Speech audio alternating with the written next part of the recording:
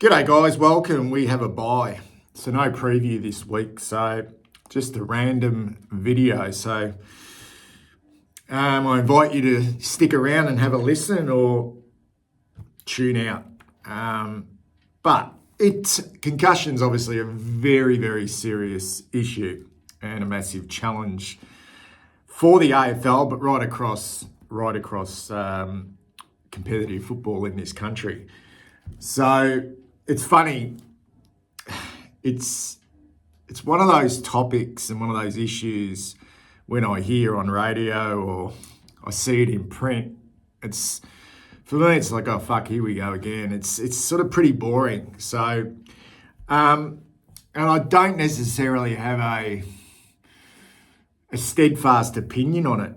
And I just feel that at times, well, not at times, I just feel like it's one of those things in such a combative and I would say a pretty brutal sport that it's just so unavoidable. And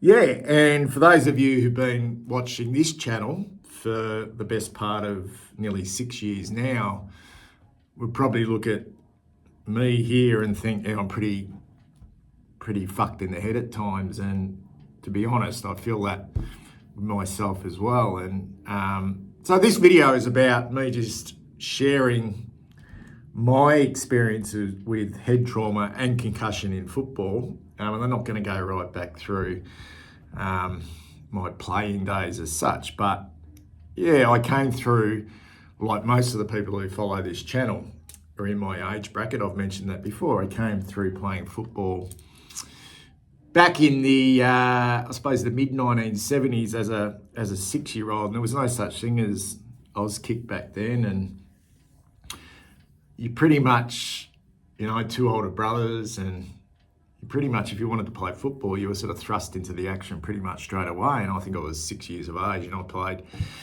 under 10s football. And it was fantastic. Great memories, but it was rough and tumble. And I pretty much played footy competitively right up until my early 40s. And through that time, I've had a number of injuries, a lot of injuries below the shoulders,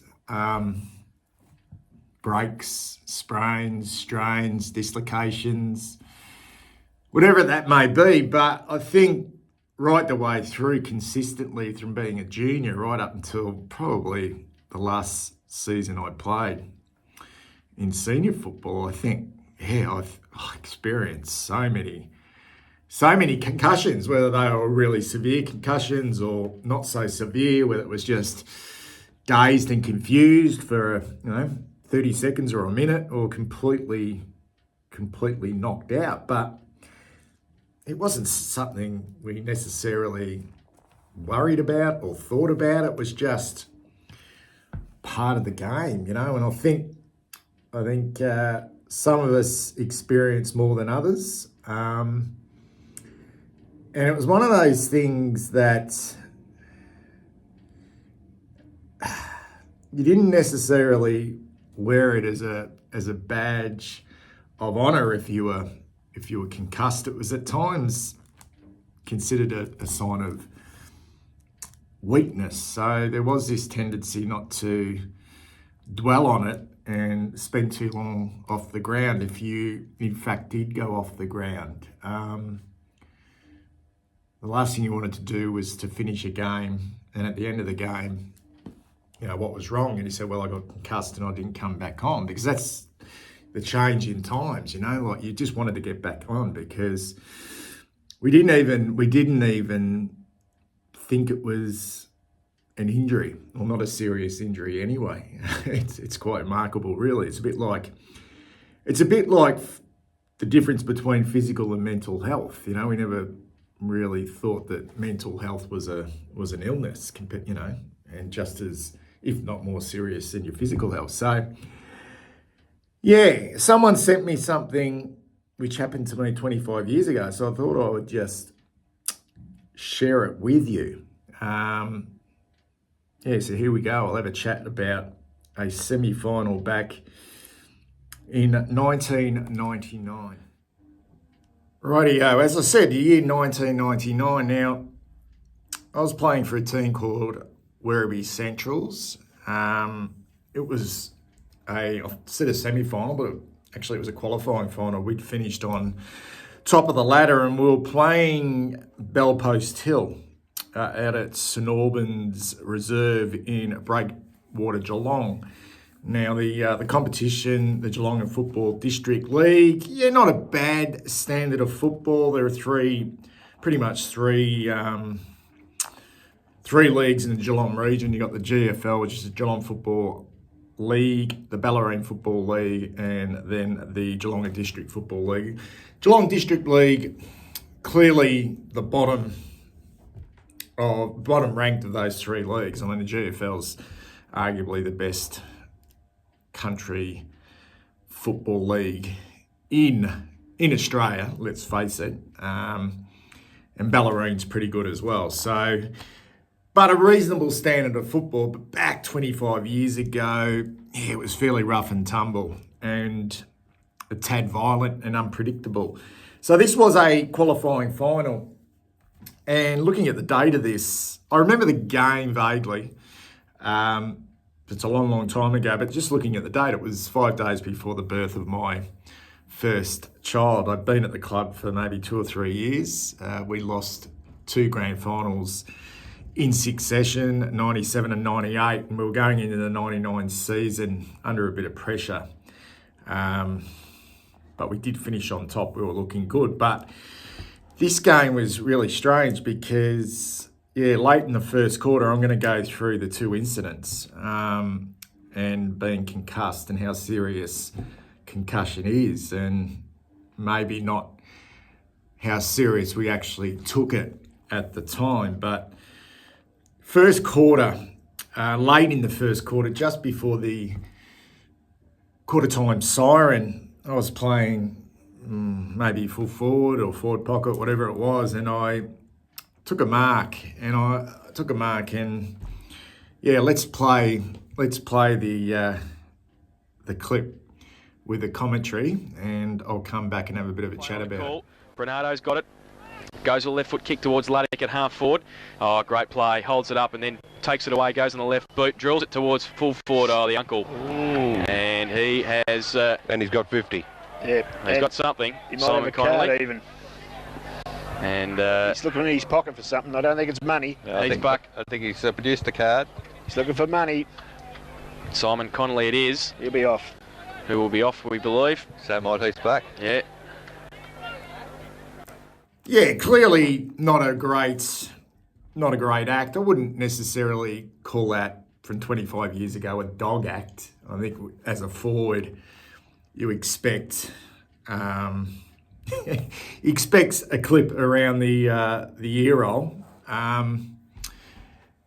but not great. Clearly late, and I think that vision showed that hit to the back of the head by my opponent definitely would have stunned me. But the thing that really strikes me about that incident is being off balance and then hitting the ground really hard. Now, what actually happened after that was it took me around about a minute and a half to get up. Got a 50-metre penalty, ended up kicking a goal, but I was clearly dazed and clearly not with it. But being a forward, you take any opportunity to hit the scoreboard. I think really, looking back, I've actually watched that game again. I was actually not playing particularly well, so I needed to maybe just hit the scoreboard. But I went back and kicked a goal, and we went to the quarter time huddle. But I was clearly not right. Clearly not right. I was all over the shop. But the last thing, being a final, that I was going to do was come from the field. So I was sent straight back out there. But when I say sent straight back out there, I was more than a willing participant to go back out onto the ground. In fact, the last thing you would have wanted to do was to go off concussed and then stay on the sidelines for an extended period of time. There were no concussion tests. In fact, you'll be right. You'll be right. Okay, just maybe take a Panadol, have a drink of water, and get back out there. But I was clearly affected by that hit. It was a big hit. But the thing was, it's extremely hard ground. And if you look at that vision, if we slow it down, you look at that vision, my head hits the turf. So it's not so much the impact of the elbow to the back of the head that put me off balance and would have stunned me. But you almost, in that era of football, expected that type of contact. It was more being off balanced, and then the head ricocheting off the really hard turf at St Albans Reserve in Geelong. And then for the next quarter and a half, before we go to the next vision, I was just sort of running around in no man's land. Really shouldn't have been out there, but I was. All right, so I ran around for the next quarter and a bit, had the halftime break as well, and I want to show you the second incident.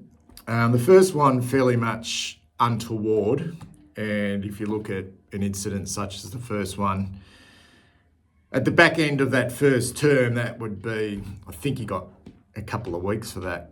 He got reported and got a couple of weeks, and I was clearly concussed, and felt the effects of that hit while I was still out on the ground. But early stages of the third term, this is what happened to me. Pete. In the centre, Stewart gets the tap down quite clearly, but Werribee can't take advantage of it, I'm afraid. It's a kick off the ground, goes to centre half forward, or Miller coming hard at the ball, and Werribee player down in that contest. Conley gets the ball. Well, he swung around 3 times, no free kick. Yeah, I didn't get up from that one. In fact, I, at the time, had no recollection of that incident at all. In fact, I had for the following 24 hours or a couple of days after, I had no recollection from that time onwards, before that hit, and the rest of the game and what was actually going on. I was actually knocked out with that blow, and as you can see, when we slow the footage down, we spoke about my head ricocheting off the ground in that first incident. Have a look at the way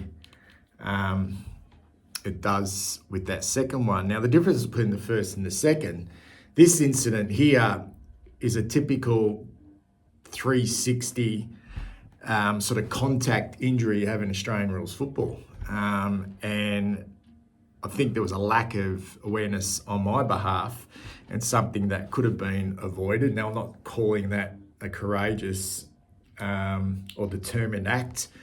I actually call it not protecting myself. And there's no doubt because I'd been concussed earlier on in the game, that I just wasn't with it. To be going back against the flight of the ball and having no awareness of anyone around me, if I'd been in the same situation and I was that player that was coming towards me, I wouldn't have moved either, and I would have done exactly the same thing. I would have braced for contact. But it left me in a really, really vulnerable position. And that one there, I didn't get up from. So I was taken from the ground on a stretcher. And I did come to in the rooms, and I made my way. Apparently, I made my way to the bench in that game and sat there on the bench for the rest of the game. We ended up winning that game, and ultimately ended up 2 weeks later, we went straight through the grand final and won the grand final in 1999, which I played in, which I probably shouldn't have played in. If you look at concussion protocols now, there's no way in the wide world that I should have been playing a couple of weeks later. But the thing that really scares me about that incident is that I could not remember sitting on the bench for the rest of the game, and I had I was conscious, and I was talking, but there was no recollection, no memory of anything that happened in the third or last quarters. In fact, I ended up being taken to the hospital in Werribee, and my only memory of that day was actually sitting at the hospital and the doctor examining me. And the scary thing was, I couldn't wait to get out of the doctor's, the emergency section at the Werribee Hospital. I think it was around about 8:30 at night, actually, so I could get out and get on the piss and celebrate our win. That's the way things have changed. But yeah, it does somewhat scare me. It does, because that wasn't an isolated incident. I probably, looking at that, I can't remember being knocked out twice in the same game, but it wasn't uncommon for me to be hit around the head playing football. So the effects of that right here, right now in 2024, I don't know. In fact, I've got no idea the effects of concussion on me, but surely it's not good at all to be experiencing head trauma such as that. So there you go. That's 25 years ago, guys, and I'm still with it. Maybe just, but it does show you how the game has changed, and for the better. And I think the biggest lessons out of something like that is the changing narrative that head injuries are clearly the most serious out of all injuries. And it's something, 25, 30, 40, 50 years ago that wasn't taken seriously. Take care. Speak soon.